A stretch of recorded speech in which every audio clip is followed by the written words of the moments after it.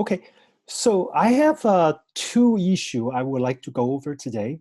One is related to homework 3. In fact, is related to really talk about virtual function and a reference variable as a reference, which I encounter when I help one particular student. I was actually panicked a little bit, but then I said I'm going back to check. And then I basically write a small program, which I will show you in a bit, which is in the tar file already. I also want to share with you, I encountered some interesting experience is that when you actually encounter a problem, and sometimes you look for help from your professor, or sometimes look for help from the web, that they have tutorial and things like that. And ultimately, what you all need to do is have the capability to write a small program to validate, verify what you have heard, what you have learned. Is this really correct when you actually try to run it? And the interesting experience is that I actually look at one of the websites, talk about C++ virtual function and talk about the concept of polymorphism. And it turned out his understanding, in my opinion, is actually incorrect or inappropriate.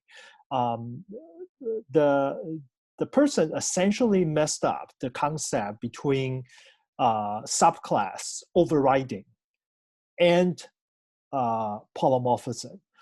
And also, he is not aware of the difference between a decision that needs to be made at the compiler time or versus the decision need to make at the runtime.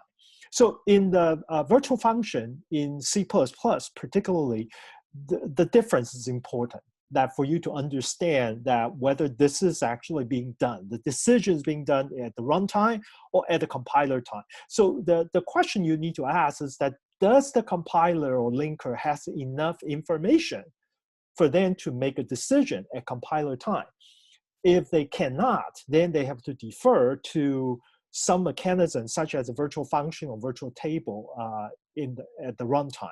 So that is very interesting because a basic programming, you don't need to worry about that difference. But when you move on to more advanced programming concept like object-oriented programming or like a polymorphism virtual function, that this kind of issue came up. So what I want to show you is that, well, when you encounter an issue, let's write a small program. You don't have to write a whole, like a JSON RPC.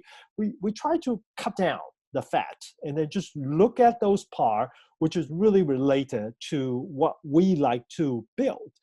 And then we basically try to validate the concept itself, okay? So let me actually go to share the screen.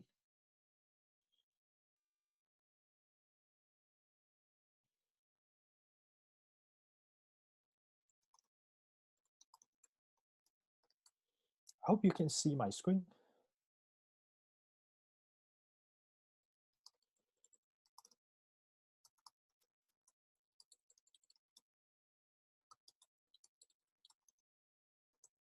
So if you untar the program, by the way, how do you tar it? Using this command, tar zxvf lecture 11, is that right? Yeah, this is a tar file. So when you untar a file, just do Z because it has been compressed by me. X is extraction, V is optional, is a verbal. So you can see F means that after this option list, ZXVF, the next one is the file I'm going to untar. So you untar the file, you just download, and then you will have this directory called test_reference and virtual.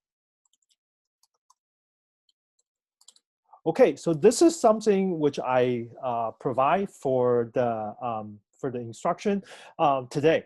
So you can see that I kind of reuse some of the file from homework assignment number 3.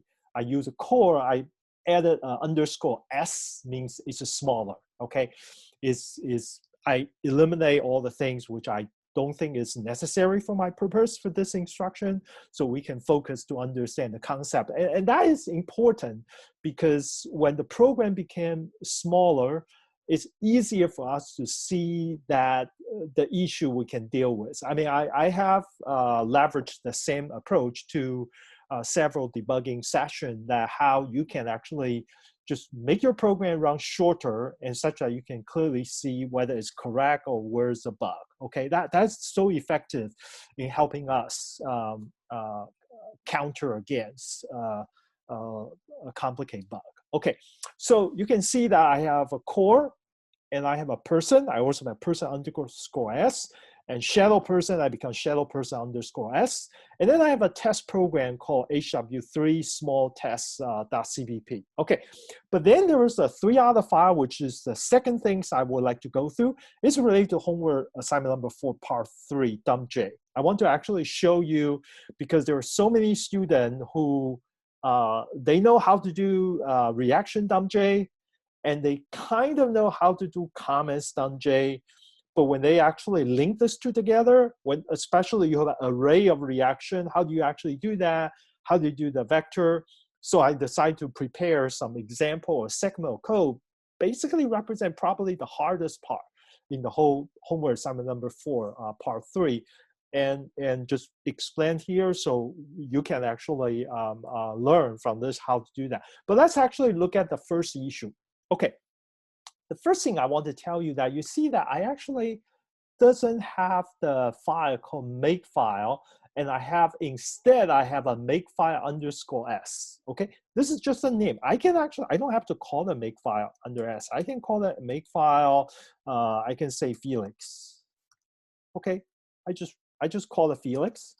Okay, so the thing is that when you type a make, that the default the Makefile it should look for is actually Makefile, which is like the previous. So I want to tell you that in Make, you actually can specify what is the Makefile you want to pick. So this Felix, if you look at Felix, it's essentially the Makefile that you have. Very similar, but I trimmed down a little bit. So it doesn't have like a transaction and the JSON RPC, those things are gone. But just focus on 3 classes: core, person, and shadow person. Just focus on these 3. And I didn't even implement the shadow person in the JSON RPC way. I'm just want to show you the idea of a virtual function. Okay, so when you try to use this Makefile, just tell you that do a -f, means that I'm using this one as my Makefile. Okay, so you just set a -f file name or whatever file name you define. Okay, now you can see that it triggered that. And similarly, if you want to do Makefile, say make clean, you just say make -f Felix clean. You can do that as well. And then you do this again. Okay, it compiles, and let's try to look at what's going on with hw3. Let me actually first show you what each of the file looks like, and then we can go into the hw3 small test. I want to show you precisely what I was talking about. So let's look at core. That's core.h. Not core.h anymore, it's underscore s. So you can see that the core.h is the same as, in fact, it's the same as core.h you use for homework assignment number 3.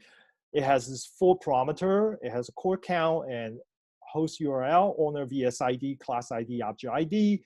Has 2 constructor. One take a 0 parameter. One take a 4 arguments. Okay, that's core. The implementation of core.cpp is the same as well. But let's look at person. Person, I cut down dramatically. Okay, person, I get rid of IP address and the GPS location. And now you look at the person is essentially still person S is actually inheriting from core underscore S, and still have a person count, but now it doesn't have a name. It only have a VSID. I get rid of that. And then I have 2 constructor.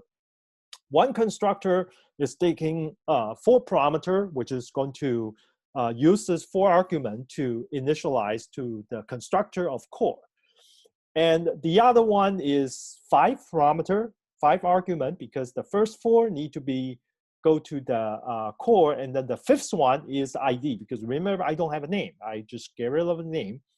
But I still have this two virtual function. One is operator equal equal, and still person underscore s, a person.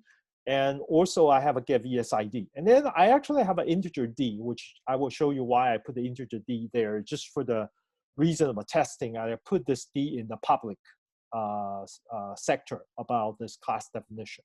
Okay, that's person. Just show you very quickly about how you can actually take a look at the code, because the code is in front of you if you follow that. So person is essentially what I did is I have a two constructor. So one constructor, if I do have the input argument VSID, I will assign that ID to VSID. Okay, and if you don't, you use only for argument, means that your VSID is never initialized. And I basically just default is I put 16.0 string as your VSID, as a default VSID. Okay, just to differentiate the different constructor you're calling. Okay, and also just let you know, I actually set the value d to be 0, and I print that this constructor is being called. Okay, and then the VSID, again, the VSID, I just like your call, like your code, return this VSID. But I do also print when this function get called, I say it's person underscore s, colon, get VSID. You want to see if this, whether you're calling this particular function or you're calling the virtual function defined in the shadow person underscore s. This is just for debugging purpose. Oh, this part is actually from one of the instruction section, and I haven't removed it. But operator equal equal is similar, that I add a print statement to say that, hey, you call this function, and then I basically just return because I don't have a name, I just compare the VSID, are they the same? Okay, this is basically the person.h. Now let's look at shadow person.h. So shadow person is identical to what you have. .h inherit from person s, so you have to include this file. And your constructor is only 4 arguments because you're not the real one, so you don't set the VSID. And then you have the operator equal equal is a virtual function, and get VSID. That's it. Okay, so now I'm actually going to look at I make a few changes, but it's just deleting the code about all the JSON RPC code for shadow person.cpp. So this call, you can see that the constructor is still the same. The constructor, I just print out the statement, say shadow person constructor got call. And also for operator equal equal, I basically get rid of RPC. So what I did is I print this statement, say, hey, the shadow person operator equal equal got called, and I just return false. Okay, and also for get VSID, if you actually call this, I would just return this default value, all the 0. Okay, so that's what I define shadow person and person, and that's it. Okay, so this is I have an inheritance hierarchy between core is the parent class, and then the person underscore s is the parent class, which is shadow person s is the child class. Okay, I have that single inheritance, and then I have a 2 virtual function. One is operator equal equal, one is get VSID. All right, so I'm going to look at the program I wrote. Okay, so this is program I call a small test program. And let's say first, I have a function called test foo. So what test foo is that it basically take a person underscore s, but the type has an M sign, means that this is going to be a what we call the call by reference. Okay, it's a reference for the object. So I want you to actually try, if you don't have this M, and you can compare whether the results are the same or different. Okay, you can actually try that. But let's say we have a test foo, but now let's look at what we have down here. So the program is very simple. The first I create a real object, person underscore s p1. And you see that I have a 5 parameter, the URL, VSID, class ID, and then the object ID, and then the VSID as the 5th parameter. And then I create a P2. I call it SP2. It's a shadow, and then I just put 4 parameter with URL, VSID, and the class ID and the object ID. So I create 2 objects. One is a real, one is a shadow, right?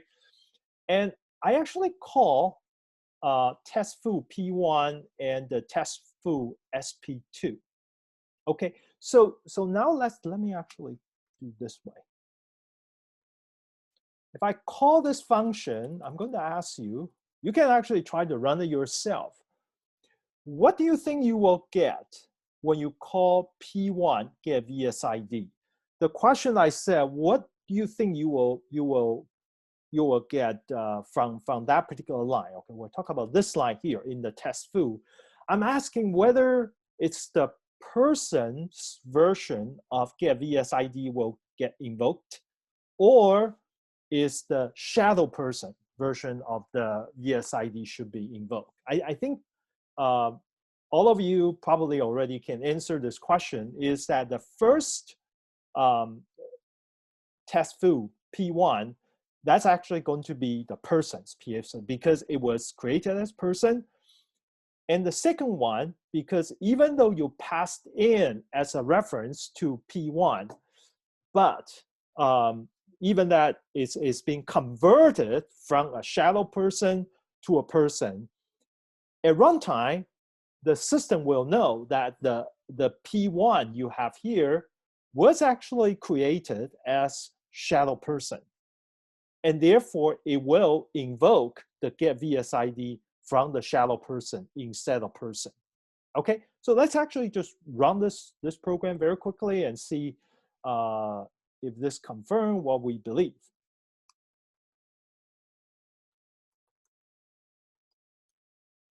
Okay, so I will just run the program.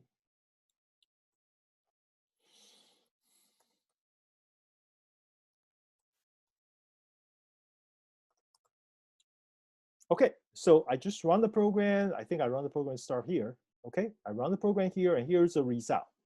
You can see that first, when I create the object, this line is create, then it will say core object was created, person object created. When you create the object, you're going to call 2 constructors.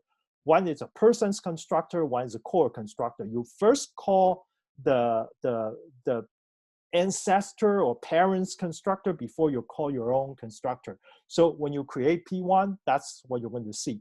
And the thing is, when you create a shadow person, you're going to see this 3 line.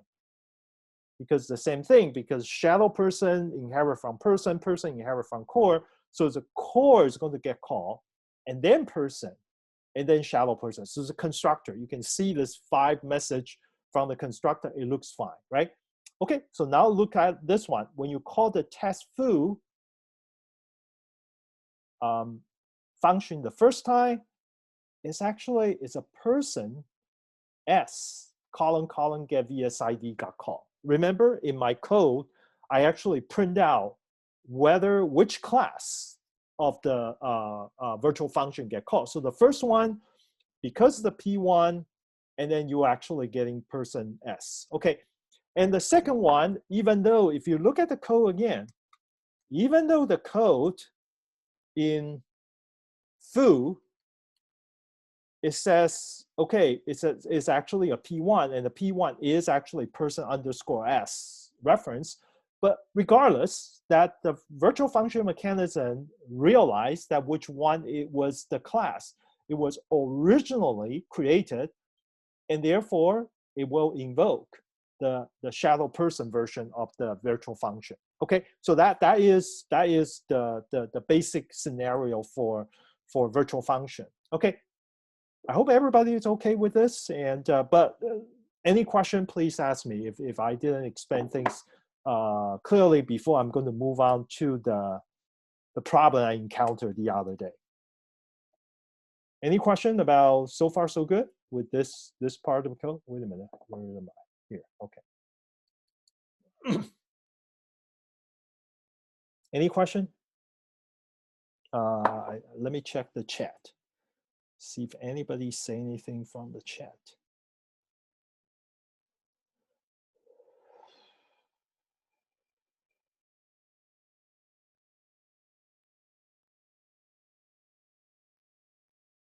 Okay, all right, seems to be we're okay so far. Okay, so what we encounter the problem is that when we actually try to initialize a variable, when we actually doing some kind of behavior, looks like an initialization, it looks like it's a copying a object from one form to the other, whether we still preserve the shadow object information means that it still know how to do that.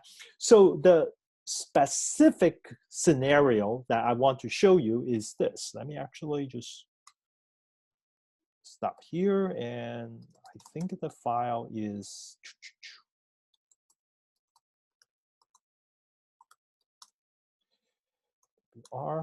I think the precise scenario I want to look at is transaction. Yeah.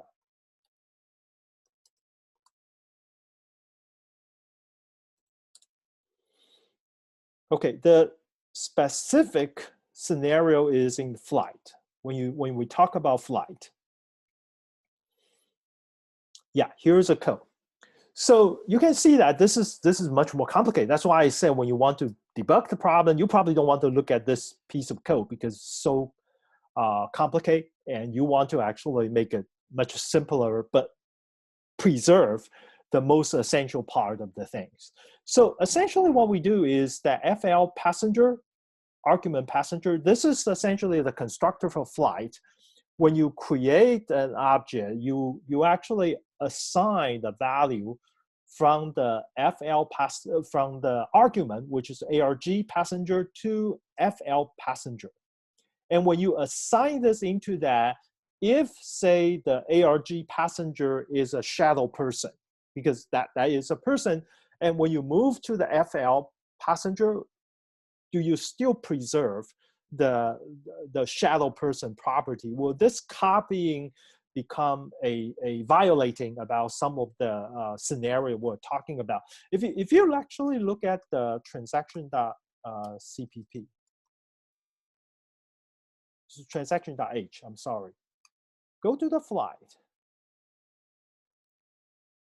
And the thing is that if you're, in fact, I actually modify. I think this one should be a percent, means that it should be a reference. I don't know about the code I gave you, but this one should be a reference for that FL passenger. If that's the case, then basically this should be able to preserve. So let me actually go back to the code I have here. So now what I did is that, let me just go to the first function. Now I have the second function I call bar. So let's look at what bar is doing. So what bar is doing is that it's actually define a person S M sign, which means that this is going to be a reference about the object. And then I said this is P2. I define this a variable. How do I initialize? I actually initialize as P1, which is I get it from here. If you actually done this, okay, let's try to run it, the code. Let me actually get rid of this one and get rid of this one. And I'll comment this one. So basically what I'm doing is just test for bar SP2. And let me see. Okay, I do not want to do anything else, but just saying I want to print the get VSID from this way. Okay, so let's see which function get called. So after I done this, I have to recompile.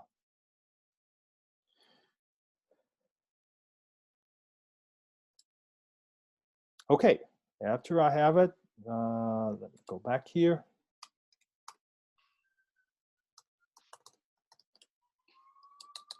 Okay, let's try to run the program.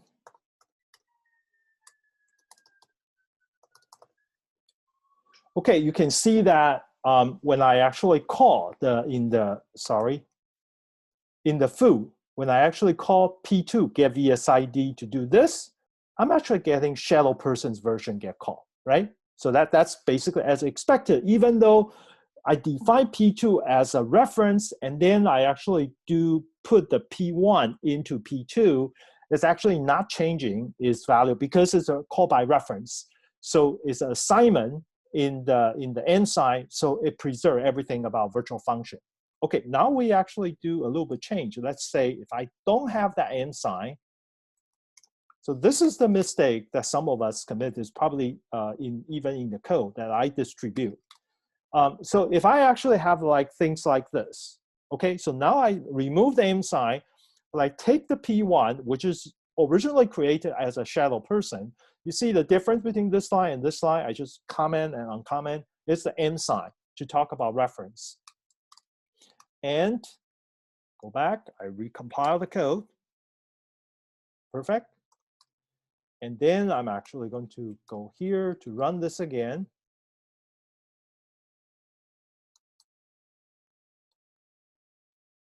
Now you see it's not calling shadow person anymore. It's actually calling person. Because when you do that reference, so which is 3, when you actually change this to be a person S, when you actually assign it into, this has become a call by value, assignment of the value into that. So basically it's take P1 as whatever it is. So this become a compiler concept. So this one is actually a runtime concept. This one is compiler concept. That's the difference. And then essentially when you do call P2.get VSID, you're actually getting the version from the person.h instead of from shadow person.h. Okay, so I just want to show you this simple example. It's very simple, that it's a concept about whether you put an M sign or not is basically a represent reference versus value.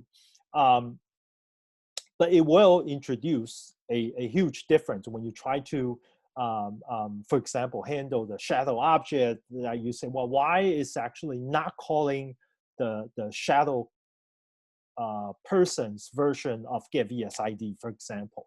And that's the reason that it will not work as expected, okay? All right, so any question before I talk about the next one, which is homework assignment number 4, part 3. Any question?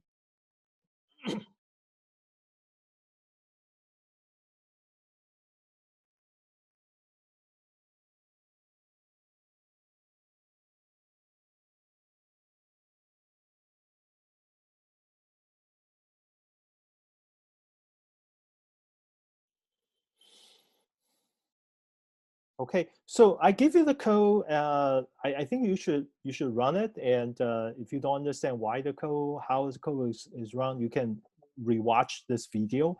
And I think computer programming, this is my #1 advice. If you never written the program or run the program, you don't know what you're talking about. So now, don't believe.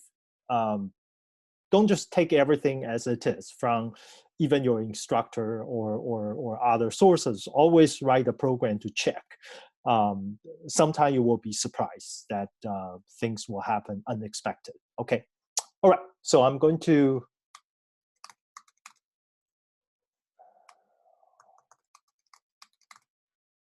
Yes, I'm going to kill this. Okay.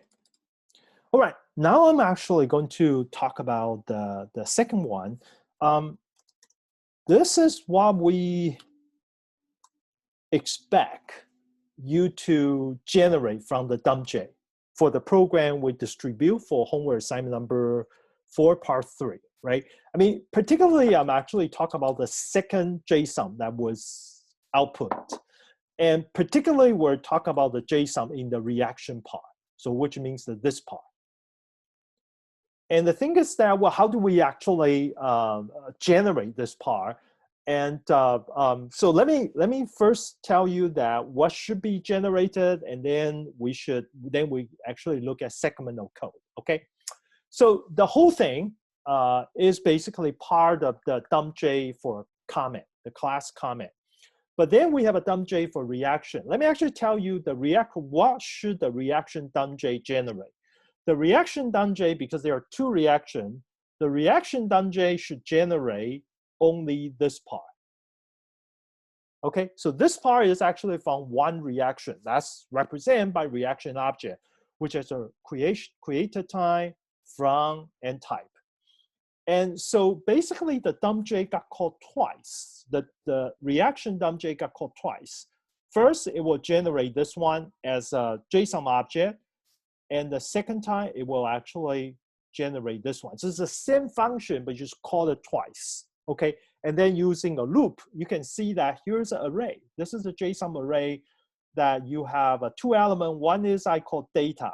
So data, this is a convention. Okay, you can call it anything you want. You can call it array, but we use data as just a convention that we represent that this is an array after whatever you say data. So you can see the data is an array because in JSON, if you have a bracket, that means within here is an array and separate by comma. So essentially this one comma represent you have a two element.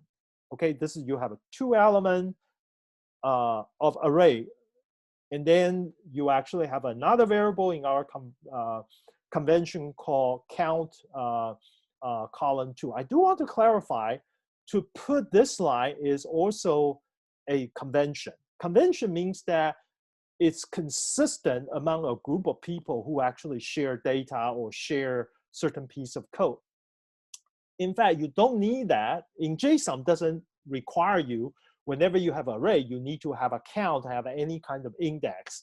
But the thing is that it's actually good for you to follow certain convention that your code or your data become more readable. In this case, I know this count of 2 means that the data session will have two elements. Okay, so essentially, you will have a common JSON will print the whole thing while leverage the reaction JSON to actually print this portion. But the challenge is that, well, how do you actually really using the JSON programming to print the rest? For example, from the reaction to count to data to this, how do you actually do that? So I want to go a little bit to give you some idea about how this can be done. Okay.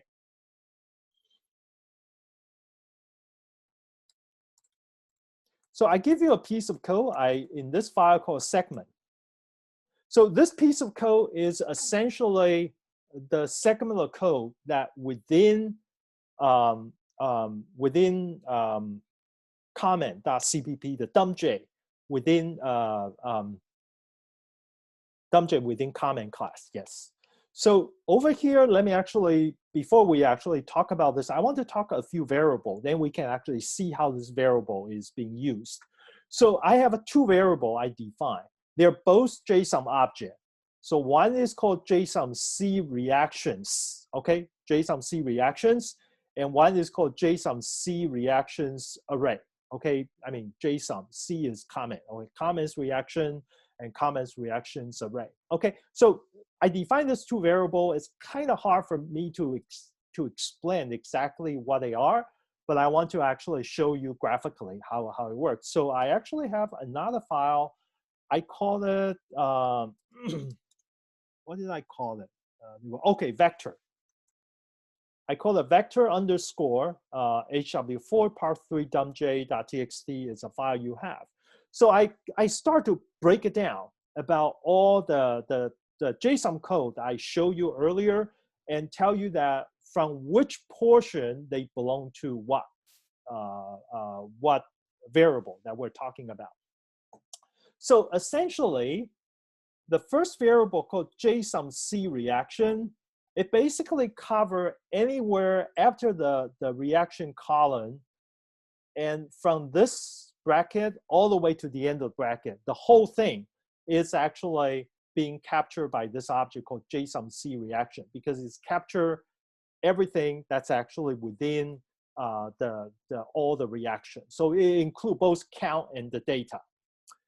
And JSON-C reaction array is actually cover everything that under the data, under this bracket.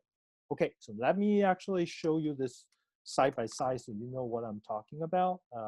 This is, what was the name? Oh, hw4 part 3 output. So essentially what I was saying is that here is your reaction I showed you earlier. Anything from here to the button, the whole thing, is actually this JSON-C reaction because it covers all the reaction.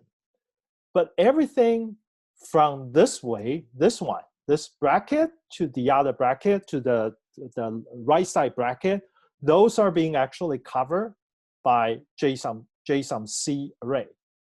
And then furthermore, each of this element is actually going to cover by the other one, which I will show you is actually, I call it dumpJ v pointer, which is actually the result that get it from the reaction part of the dumpJ.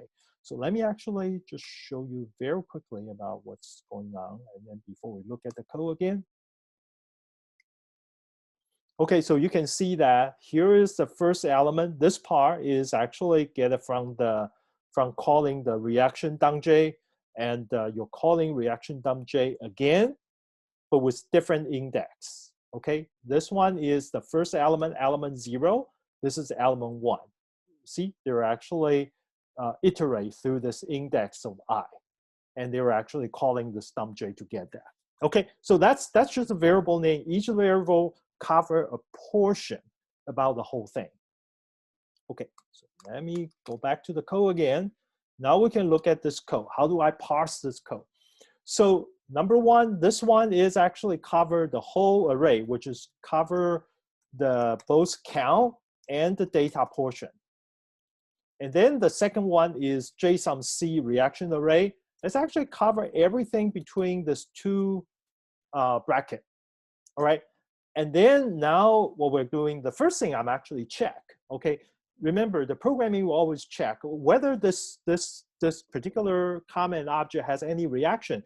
Think about that. You might have the reaction doesn't, you have a comment without any reaction. Nobody click like or hate or love, and then you're basically going to get nothing. So therefore, we say this reaction, if it's not equal to null, or this size is, and the size is greater than 0. So these two conditions must be both true for you to actually know you have at least one reaction.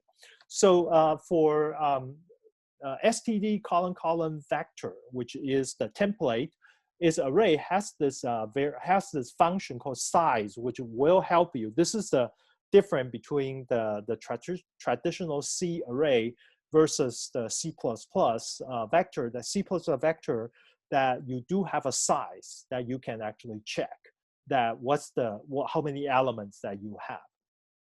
So if that element is greater than 0, then I'm actually going to write a loop.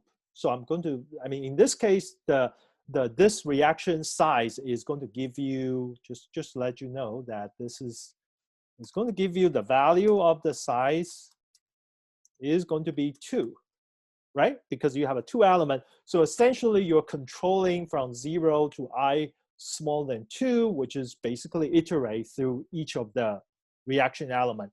So which means that now you have this 3 line for you to handle that. So now let's actually take a look at that.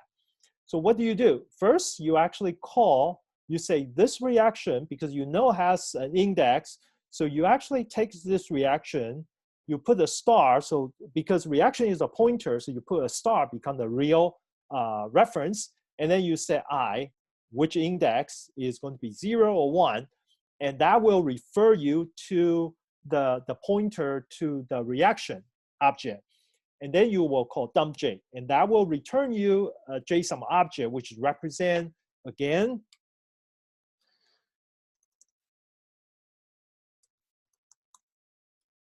is going to give you this portion. Okay, that's why I write this piece of code, element 0. This is the code I actually just show you. When the I is equal to 0, you're going to return a JSON object format for this particular portion of the JSON. Okay, it's not going to be string format. It's going to be the JSON object format. Okay, looks like this. And the second time you call, you're going to get this portion. Okay, this line when the element become 1. All right, so this piece of code is actually give you that portion. So now you see that how you link your comment, the dumpJ in comment link to the reaction dumpJ. And then what you will do is that you're going to put this value into this array. Remember, this array is this one. This is JSON-C reactions, which is, ooh, no, there is a bug actually. Let me see. Are you sure? JSON-C.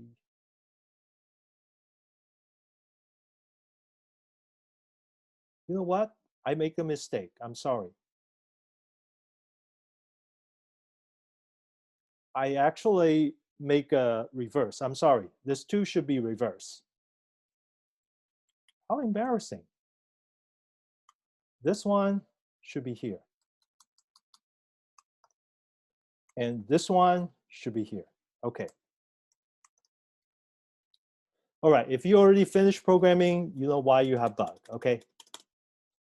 All right. So the JSON-C reaction is inside between the bracket, while the JSON-C reaction array is actually including count and data, just reverse. Okay.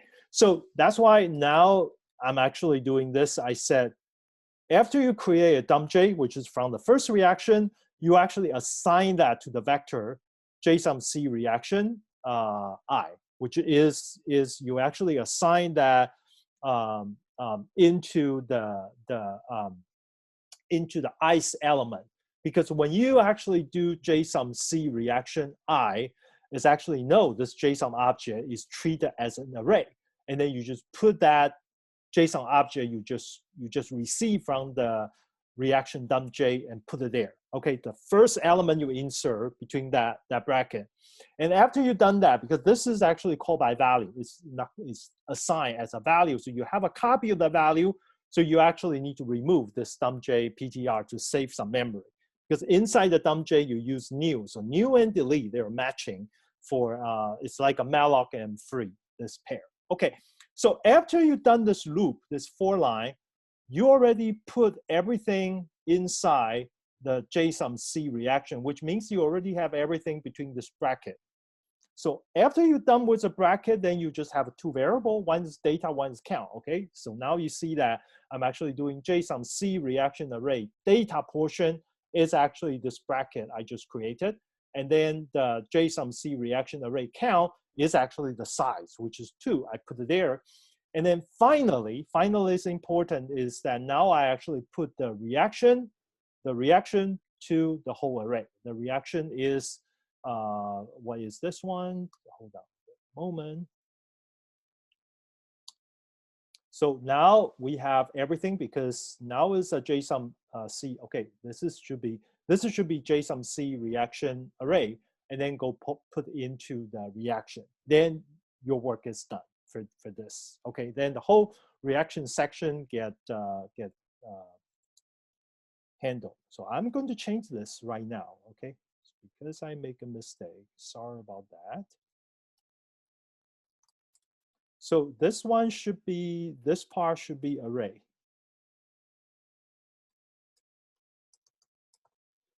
And this part should be reaction. And I think that's the right way to do it. Okay.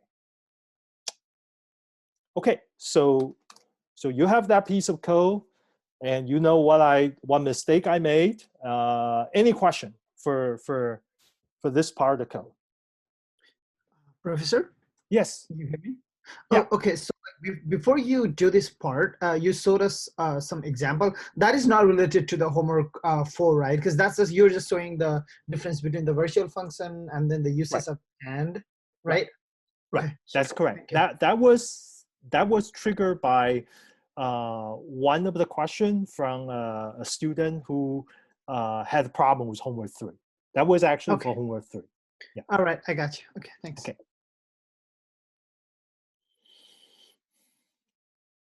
Okay, any question for homework 4? Professor, Yes. can you talk about how to submit the result for homework 4 part 3? How to submit. Okay, so it's going to be web report. Homework 4, part 3 is going to be web report. So you can think about homework 4 is, homework 3 is submitting 4 JSON, right?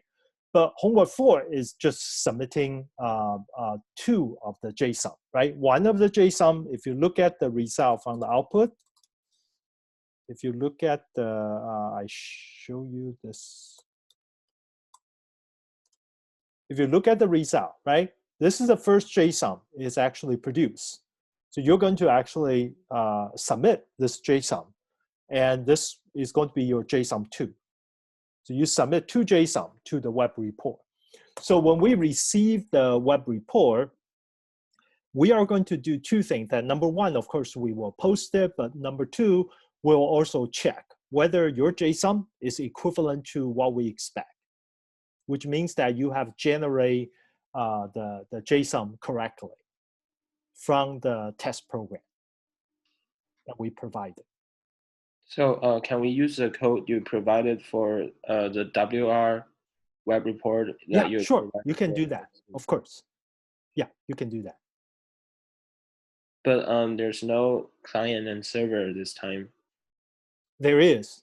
Your code is client, and the WR server is actually running on Cyrus. There is a client server. So we just need to report for in our client side. Right, you only do the client side. You don't need to handle server side. That's correct. Okay, thank you. Okay, so any other question before I stop recording? Are we using the same port number for the web report? No, actually, it will be a different port number. I think I just put it on the chat, but you might not see it. But let me just repost that again. The port number is 8304.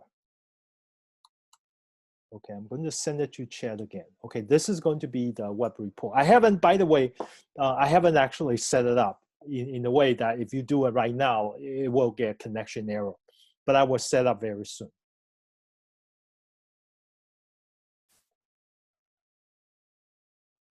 Okay.